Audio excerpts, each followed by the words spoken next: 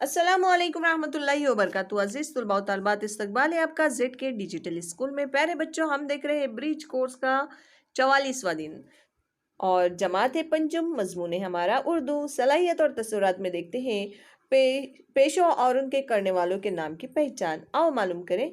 हम अपने अतराफ बहुत सारे पेशे और उन पेशों को करने वाले अशखास देखते हैं, जैसे कपड़े सीने वाले को दर्जी कहा जाता है, मिट्टी के बर्तन बनाने वाले को कुम्हार कहा जाता है, मखसूस काम करने वाले अशखास को मखसूस नाम दिया गया है।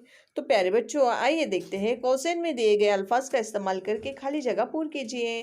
खत पहुंचाने वाला, तो प्यारे बच्चों से कहते हैं डाकिया।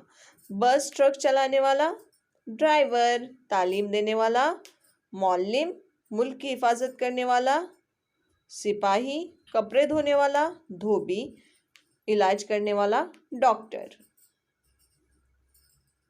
आगे देखते हैं। आओ मश्क करें। दिए गए अल्फाज की मदद से खाली जगह पूर कीजिए। बाग की देखभाल करने वाले को डैश कहा जाता है। क्या कहा जाता है? माली।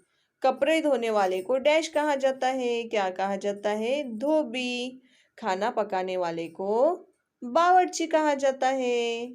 अपने अतराफ में किए जाने वाले काम और इनके कामों को करने वालों के नाम लिखिए, जैसे लोहे के औजार बनाने वाला लोहार, सोने के जेवरात बनाने वाला सोनार।